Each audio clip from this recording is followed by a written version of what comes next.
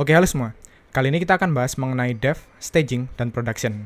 Jadi mereka itu apa, terus kegunaan mereka itu apa, mengapa mereka ada. Jadi bagi kalian belum tahu ketiga term ini, monggo disimak videonya sampai tuntas.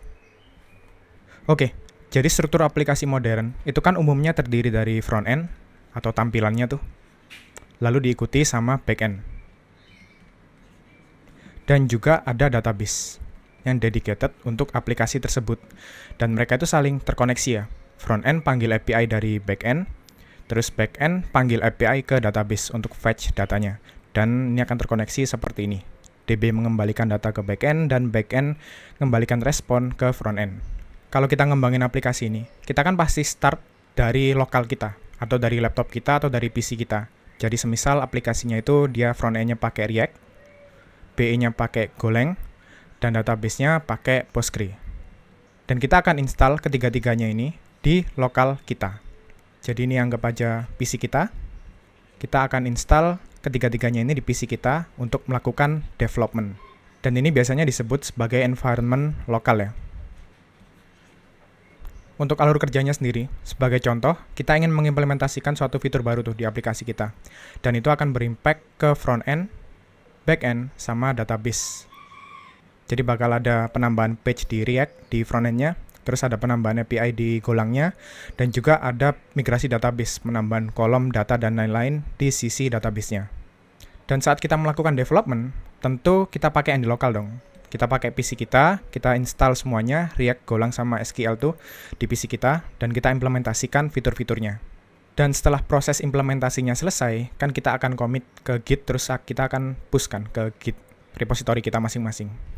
Lalu, setelah proses development ini selesai, kita push semua ke Git, kita akan melakukan proses deployment, sehingga aplikasi kita bisa digunakan oleh customer kita. Jadi ini nanti akan kita deploy, sehingga user itu bisa mainan sama aplikasi kita. Nah, setelah proses development selesai, kita deploy tuh untuk digunakan oleh user yang beneran. Dan proses deployment ini, itu dia dinamakan sebagai environment production ya. Dan tentunya environment production ini dia punya server sendiri dan dia masing-masingnya itu front end, back end, dan database. Dia tentu berbeda dengan yang ada di lokal kita. Nah, kita deploy masing-masing untuk front end, back end, sama database-nya. Dan ini dinamakan sebagai production. Oke, jadi di sini kita sudah punya dua environment, yakni lokal yang kita pakai sendiri sama production yang dipakai sama customer. Dan sebenarnya ini aja udah cukup.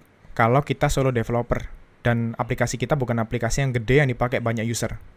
Tapi masalah terjadi apabila developernya itu udah bertambah. Skalabilitas dari aplikasinya itu sudah semakin gede, dan usernya itu semakin banyak yang pakai. Semisal yang ada di lokal ini dikerjakan oleh banyak developer tuh. Misalkan dikerjakan oleh 3 developer, yang masing-masing itu megang responsibility yang berbeda. Ada front end 1 misalkan, terus back end 2. Dan dari sisi aplikasinya udah gede, udah dipakai banyak user. Dan dari sisi development-nya pun sering menimbulkan bug, karena developernya udah banyak. Dan fitur-fiturnya itu sudah semakin banyak yang masuk lah. Jadi mereka ke pressure deadline, dan juga sering menimbulkan banyak bug yang terjadi. Dan apabila kita gini doang, lokal sama production, apabila lokal ini naik ya ke production, ya bug-nya akan ditemukan sama customer. Dan ini akan sangat berbahaya tentunya. Nah, jadi ada beberapa masalah di sini, yaitu developernya semakin banyak yang ngerjain aplikasinya, terus sering menimbulkan bug, dan bug-nya itu kadang nggak tersaring. Harusnya ada orang QA yang ngesaring bug-bugnya dulu sebelum masuk ke customer atau masuk ke production. Nah, dari masalah-masalah ini, kita perlu environment baru di antara lokal sampai ke production. Kalau sebelumnya di sini ada lokal ada beberapa karena di-handle beberapa developer ya. Terus di sini bakal ada dev, environment dev, dan ada environment staging. Lalu masuk ke production. Oke, environment kita semakin banyak. Keempat environment ini mereka saling berkaitan karena lokal itu akan diteruskan ke dev, dan dev akan diteruskan ke staging, lalu staging akan diteruskan ke production. Dan masing-masing dari mereka memiliki konfigurasi untuk front-end, back-end, dan database untuk mereka masing-masing. Sebagai contoh di lokal, Kita mungkin menggunakan Docker dengan konfigurasi localhost gitu kan. Lalu kalau udah kita naikkan ke dev, dia akan memiliki konfigurasi sendiri. Jadi dia ada replikasi front-end, back-end, dan database yang khusus di environment dev. Dan mereka juga memiliki data masing-masing ya, karena database-nya pun berbeda. Jadi front-end itu berbeda, server berbeda, dan juga back-end server berbeda, dan database servernya juga berbeda, serta data-datanya juga berbeda. Setelah di dev selesai, kita naikkan ke staging. Dan staging pun juga sama. Dia memiliki konfigurasi yang berbeda dari environment yang lain. Apalagi kita masuk ke production. Jelas di sini juga berbeda sama. Dan mungkin kalau masih belum kebayang lagi mengenai konfigurasi itu, ya sesimpel aplikasinya itu benar-benar aplikasi dengan URL yang berbeda ya. Kalau di localhost, kita akses front-end-nya itu via localhost kan. Localhost. Kalau di production, yang dipakai sama user beneran, itu mungkin kita kasih URL-nya itu sebagai ewallet.com. Ini mungkin contoh kita develop suatu aplikasi e-wallet gitu. Kita deploy ke URL ewallet.com karena aplikasinya berbasis website. Lalu untuk dev sama staging, itu dia dideploy ke server yang berbeda, sehingga URL-nya pun berbeda. Mungkin di staging ini, kita bisa kasih URL dari subdomainnya ewallet.com. Katakanlah staging.ewallet.com, kayak gini.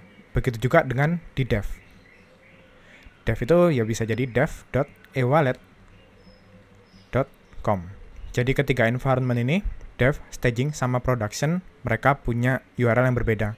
Sehingga saat kita akses nih di browser, mereka akan menuju aplikasi yang berbeda, tergantung dari gimana cara kita ngedeploy-nya. Lalu pertanyaannya, untuk apa kita membagi local dev, staging, sama production ini? Atau mungkin dev, staging, sama production itu untuk apa? Kalau dari pengalamanku, dev, staging, sama production ini, mereka ditujukan untuk hal yang berbeda gitu. Kita bahas yang dev-nya dulu ya. Kalau dev, itu umumnya kita pakai sebagai sandbox gitu, yang dimana developer itu bebas untuk melakukan sesuatu terhadap aplikasinya di lingkungan dev ini. Jadi yang akses dev ini oleh developer sendiri. Para developer itu dapat dengan bebas mengutak-atik aplikasi mereka yang mereka develop ya, pada lingkungan dev ini. Karena dari awal mereka udah develop masing-masing di lokal ya. Jadi mereka punya pekerjaan masing-masing gitu di lokal. Nah, proses menjadikan satunya itu di environment dev ini.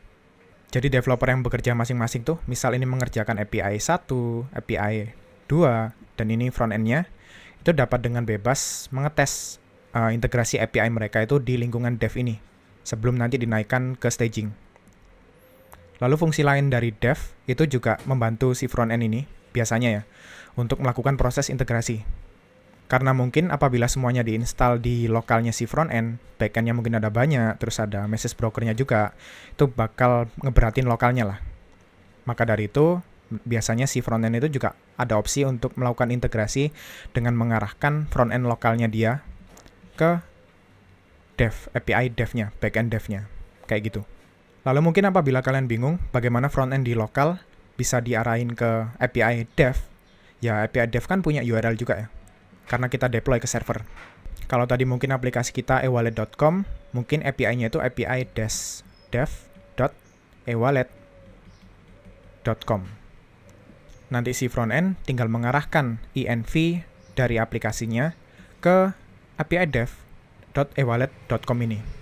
Makanya, itulah kenapa kita perlu memisahkan aplikasi kita itu menjadi konfigurasi berbentuk variable env kayak gini, atau yang paling umum .env itu ya. Dan ini sudah sempat aku bahas di salah satu videoku, ntar kalian lihat di video sana aja, perihal penjelasan detail dari env ini. Oke, tadi di dev itu untuk developer, untuk melakukan integrasi, untuk sandbox, untuk coba-coba aplikasinya sebelum naik ke staging. Lalu setelah di dev selesai, itu kita naikkan ke staging.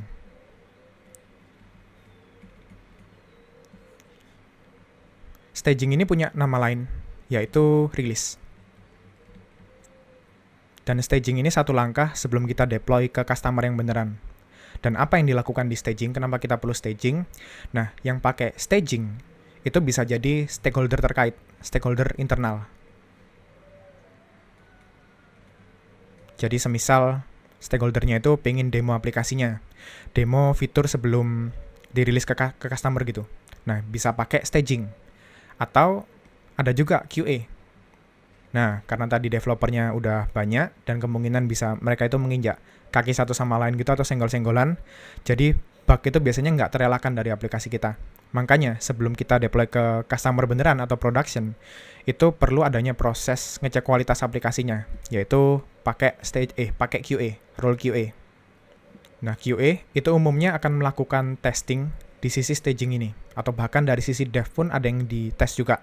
Cuman umumnya itu QA pasti mengetes di staging. Dan staging ini juga memiliki konfigurasi yang jelas berbeda dari lokal maupun dev. Karena staging pun dan dev juga ya, itu juga punya database masing-masing. Dan front-end masing-masing, serta back-end masing-masing. Jadi secara data pun itu sudah disesuaikan sama QA-nya, sama stakeholder-nya, untuk mensimulasikan production yang beneran ke customer itu sudah disimulasikan di staging ini. Dan juga proses penyaringan bug atau cari-cari bug itu juga ada di staging ini. Jadi QA nanti akan melakukan testing di front-end-nya, front-end yang ada di staging tuh, misalkan staging.eWallet.com itu tadi, QA akan melakukan testing di sini. Nah, apabila testingnya selesai, nemu bug, itu either developernya akan melakukan patching atau fixing bug itu di dev atau di staging, tergantung SOP masing-masing perusahaan. Cuman umumnya itu dev langsung ke staging, dan nanti staging akan ada automation prosesnya gitu untuk meneruskan changes-nya yang dilakukan sama developernya itu balik ke dev. Jadi ada proses automationnya di masing-masing repository. Oke, jadi itu staging. Jadi staging punya konfigurasi sendiri juga untuk mensimulasikan production. Jadi semua changes yang ada di dev, baik devnya juga ada banyak, bisa ada banyak dev itu tergantung tim masing-masing, dan semuanya akan dikumpulkan ke satu staging. Karena staging ini dia harus mensimulasikan production. Dan QA akan melakukan testing di staging ini. Dan setelah proses testing selesai, di-approve sama QA-nya, udah aman aplikasinya, lanjut proses untuk menaikkan aplikasinya ke lingkungan production. Nah, production. Ini lingkungan yang krusial karena ini berhadapan langsung sama customer ya. Jadi sebelum kita naikkan ke production, itu harus benar-benar bug-nya disaring.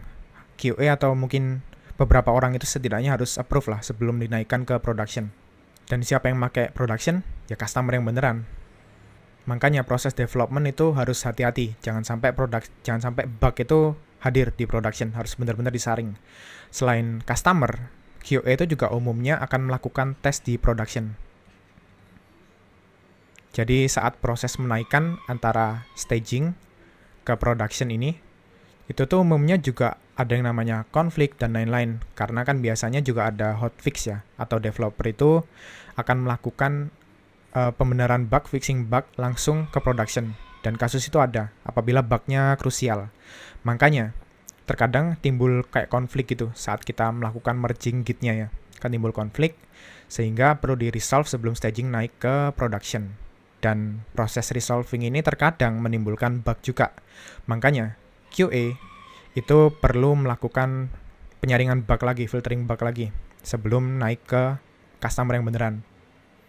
Dan umumnya di production ini juga biasanya dibagi dua juga ya. Tapi pembagian duanya ini bukan berdasarkan environment-nya, melainkan kayak menggunakan kayak feature flag gitu. Jadi sebelum fiturnya rilis, kita development fitur A, udah dev, naik ke staging, naik ke production, itu juga biasanya dijagani sama yang namanya feature flag. Dan feature flag itu berguna untuk sebagai switch on off gitu sebelum fiturnya tampil ke customer. Dan kenapa seperti ini? Ya bisa jadi QA itu lagi melakukan proses testing ya di production, namun nggak pengen ditampilkan ke customer-nya dulu. Jadi feature flag itu juga bisa terarah untuk suatu akun atau suatu tenant gitu yang dikhususkan untuk QA di production. Dan setelah semuanya aman, selesai QA-nya approve, baru feature flag-nya di-on-in sehingga bisa tampil ke customer untuk fitur yang kita barusan develop. Jadi seperti itulah alur untuk menaikkan fitur dari lokal di develop, dev untuk playground-nya developer sebelum naik ke production, sebelum naik ke staging.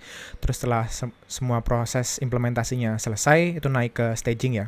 Terus kalau sudah proses QA-nya selesai, baru ditampilkan ke customer lewat environment production ini.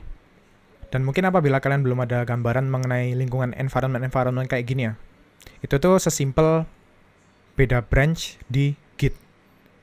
Sebenarnya tekniknya macam-macam ya, cuman teknik yang paling mudah adalah memisahkan branch-nya. Jadi kalau di lokal ya silahkan kalian buat branch sendiri, branch fiturnya di lokal. Kalau udah, di Git, di masing-masing Git project-nya, itu tuh mungkin ada branch dev, ada branch staging, dan ada branch production. Atau biasanya ini pakai branch master sih. Dan staging itu akan di base branch-nya itu dari master, dan dev base branch-nya juga dari master, atau bisa jadi dari staging, tergantung. Dan apabila implementasi fiturnya itu selesai, si branch di lokal ini akan di-push ke Git ya. Dan nanti akan di-merge, dia melakukan merge request atau pull request ke branch dev. Dan semua developer pasti akan melakukan PR ke dev ini. Dan setelah selesai, ingin dinaikkan ke staging, kita PR juga dari dev ke staging. Terus ada proses code review dan lain-lain. Setelah selesai, ya kita ini lagi, QA-nya selesai ya. Setelah QA-nya selesai, kita buat PR dari staging ke master. Nah, sesimpel ini. Atau mungkin yang lebih ribet dan lebih advance lagi, mungkin bisa dibuatkan kayak release drafter gitu. Pakai semantic versioning, misal 0.1.0, 0.1.1 gitu, beserta ada beberapa change log-nya. Itu juga bisa di-trigger via release drafter kayak gini. Jadi implementasinya ya via Git gitu, pakai branch atau mungkin pakai release version gitu. Lalu pertanyaannya lagi, apakah semua aplikasi itu harus mengimplementasikan kayak gini? Nah, jawabannya enggak ya, tergantung. Tapi kalau ngomongin best practice-nya, yang umum itu kayak gini. Tapi itu bisa disesuaikan sama budget masing-masing. Karena kalau kita punya 3 server ya, yakni ada server dev, ada server staging, dan ada server production. Ini tentu ada cost-nya masing-masing. Belum lagi ada kebutuhan server sendiri-sendiri untuk front-end, back-end, dan database itu perlu server sendiri-sendiri. Juga ada domain public-nya dan lain-lain. Begitu juga di staging, dia perlu masing-masing untuk masing-masing instance. Ada front-end, back-end, database. Misal perlu database masing-masing. Apalagi yang di production. Production ditujukan untuk customer sehingga infranya lebih advance lagi untuk meminimalisir error dan lain sebagainya. Itu juga disesuaikan sama budget sih. Bisa jadi dari lokal itu dia langsung nembak ke production. Nah, kalau sejauh ini aman-aman aja, ya nggak masalah. Kan bisa hemat budget sekian juta tuh buat nggak ada dev sama staging ini. Atau mungkin dari lokal itu langsung ke staging. Jadi kita cuma punya 3 environment di sini. Ada lokal, staging, sama production. Ya fine-fine aja. Dan itu semua disesuaikan sama budget. Oke, jadi seperti itulah pembahasan dari env, dev, staging, sama production. Jadi apabila kita bisa simpulkan pembahasan yang panjang ini, dev, staging, sama production itu apa? Itu tuh merupakan environment. Sebutannya environment untuk memisahkan masing-masing servernya. Kalau di dev, itu kebutuhannya untuk developer ya. Kalau di staging itu kebutuhannya untuk proses QA, filtering bug, dan lain-lain. Lalu untuk di production, itu aplikasi yang beneran facing ke customer, yang dipakai customer. Lalu gimana cara mengimplementasikannya? Ya bisa sesimpel pakai Git branch, atau pakai release drafter, atau mungkin kalian punya implementasi sendiri lah untuk masing-masing dev, staging, dan production. Oh ya, bisa jadi juga kita nggak pakai automation CI/CD, melainkan di deploy secara manual. Juga bisa kayak gitu, tergantung kapasitas company dan budgetnya lah. Lalu terakhir, apakah kita harus mengimplementasikan dev, staging, dan production ini? Itu juga bisa dikembalikan ke budget masing-masing. Karena kalau kita implementasikan semuanya, itu juga membengkak di budget, dan apabila kapasitas timnya nggak memadai, juga bakal useless kita memisahkan sampai 3 environment kayak gini. Oke, jadi sekian untuk pembahasan dari env, dev, staging, dan production ini. Semoga bermanfaat. Apabila kalian suka dengan video seperti ini, silahkan like dan subscribe ya. Oke, sekian dan sampai jumpa di konten selanjutnya. Bye-bye.